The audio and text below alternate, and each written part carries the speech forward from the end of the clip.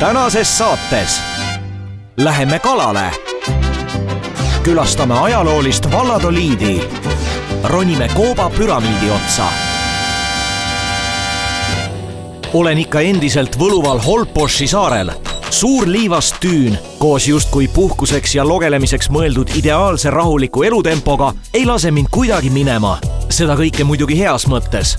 Üritan siis salapärast saart pisut lollitada sellega, et ronin paati ja teen näo, nagu sõidaksin siit minema, kuid siiski mitte väga kaugele. Kaluripaadiga polegi väga kaugele vaja sõita, sest söögiks vajalikke mereelukaid leidub siin igal sammul. Muidugi peab siin ka ise hoolas olema ning jälgima, et oma positsioon toiduahela tipus ikka muutumatuna püsiks. No nii, lähme siis nüüd kalale, vaatame, mis kala saame täna. Kas üldse saame või ei saa. Siin osad kalamehed pakkusid välja sellist varianti, et lähed suuri kalu püüdma ja kui sa kalu ei saa, siis nad raha ka ei küsi. Aga ma ei tea, kas selle mehega meil on siukene diil või ei ole. Kohe saame näha. Nii et let's go.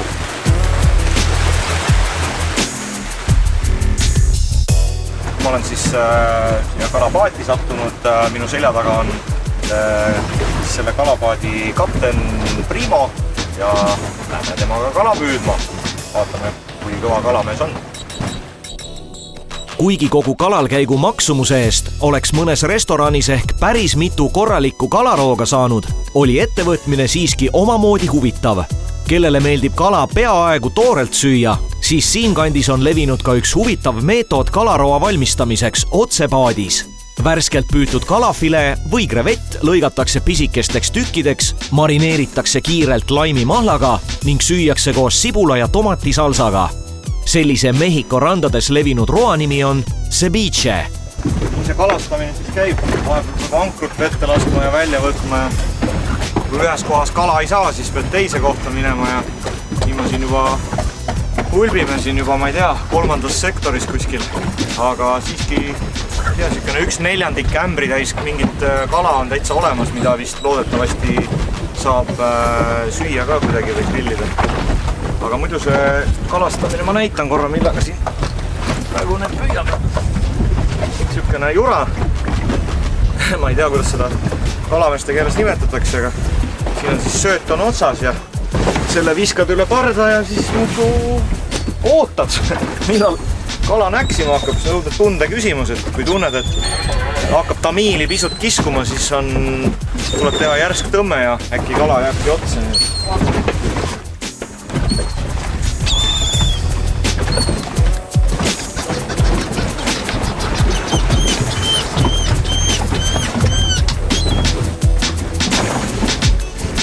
Ja siis muudkui istud ja ootad, ega siin muud ei olegi. Istud ja ootad ja loodad, saab õhtul kala süüa. Tegelikult on võimalik korraldada ka kalapüük pisut kaugemale ja pisut suuremate kalade püüdmiseks, kuid minu kalavajaduse rahuldamiseks piisas ka sellisest tagasihoidlikumast õngitsemisest. Nüüd vaja vaid värsked kalad hotelli kööki toimetada ja end külma õllega jahutades vaid pisut oodata.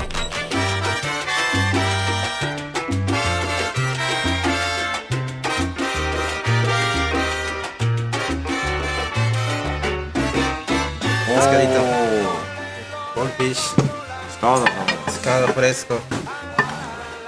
Nii et värskemat kala vist annab otsida sellepärast, et siin on nüüd ära grillitud kõik need samad kalad, mis õnnestus tänasel kalaretkel saada. Värskenda sellepärast, et tulles kalapaadilt tagasi läksid need kalad kohe kööki valmistamisele. Ma jõudsin vaid käia korraks meres ujumas ja riideid vahetada ja nüüd see kala ongi siin mees.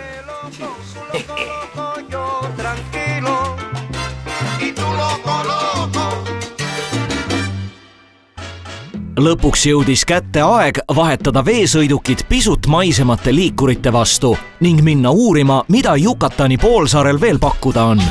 Miks mitte külastada koloniaalajastu arhitektuurist ja ajaloost kubisevat Valladoliidi linna, mis rajati hispaanlaste poolt iidsete maiade linna asemele. Maiade hooned lammutati, et taaskasutada nende kive uhke koloniaallinna rajamiseks. Põliselanikest maiadele see muidugi ei meeldinud, kuid nad suruti jõuga maha maakonna pealinnast Meridaast saabunud Hispaania sõdurite poolt. Valladoliid on Yucatani poolsaare tähtsuselt 3. linn ning kuigi siin on peetud palju lahinguid, on siiski väga ehedal kujul säilinud palju vaatamisväärset. Kui liikuda Yucatani poolsaare mereäärsetest paikadest natukene sisemaa poole, siis esimene asi, mis silma torkab, on see, et rookatusega majakesed on asendunud selliste suuremate kivist hoonetega ja üldiselt selline arhitektuuriline muutus ongi peamine. Ja kui näiteks sisenedes Valladoliidi selle äärelinn eriti midagi head ei luba, aga tulles kesklinna on muutus hoopis teistsugune ja kohe silma torkab. Sellepärast, et tekib tunne, nagu te oleksite sattunud näiteks keskaegsesse Hispaaniasse. De nuevo a luchar, inventar. ¡Qué lindo! Hay que poner los frijoles, no hay agua para lavar. Si no paras te quemas la vida, debemos llevarla sin preocupación. Muidugi on Valladoliid heaks peatuspaigaks ümbruskonnaga tutvumisel. Korralikud koloniaalstiilis hotellid on siin üsna taskukohased ning autosõidu ulatusse jääb väga palju vaatamisväärset. Rohkelt karstikoopaid ja maiade asulate varemeid. Nende hulgas ka kuulus Chichen Itza püramiid, mida ka hiljem külastan. Kui te aga soovite Valladoliidis olles näiteks mõnda ladina tantsu selgeks õppida, siis hilisõhtune tantsutund näeks ilmselt välja umbes selline.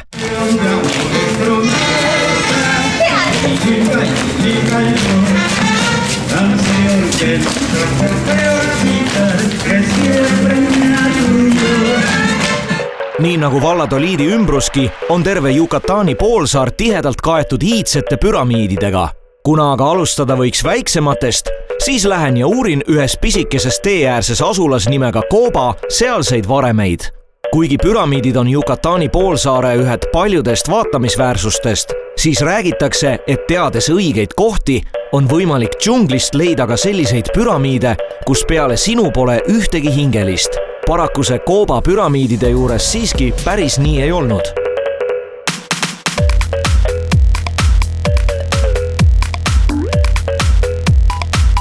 Coba oli 1. sajandil põllumajanduslikult tähtis kaubateede ristumispaik ning siis elas siin rohkem kui 50 000 asunikku. Veel praegugi on püramiidide ümbruses näha riismeid omaaegsetest 100 kilomeetreid kulgenud kivist kaubateedest, mis olid justkui tänapäevaste maanteede eelkäijad.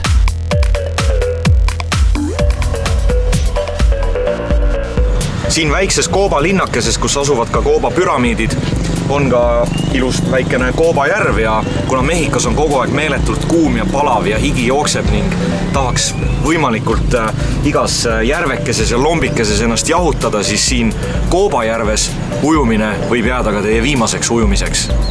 No tasub tõesti ettevaatlik olla ja igasse ettejuhtuvasse lompi kohe mitte sisse hüpata. Igal juhul mõned väiksemad sorti järve krokodillid siin tõesti elutsevad ja ehmunud nägudega turistid käivad neid siis siin fotografeerimas. Tegelikult räägitakse, et üks kohalik poepidaja on nad siin toore kanaga ära harjutanud. Ehk kui ohtlikke tegelasi siin igal hetkel näha pole, tasub tulla peale lõunal kella 5 paiku tagasi. Just siis peaksid krokodillid taas süüa saama. Või siis lihtsalt ootavad, et mõni lohakas turist sillalt vette prantsataks. Järgmises saates külastame Akumaali, läheme loomaaeda ja Itškil tsenooti ujuma.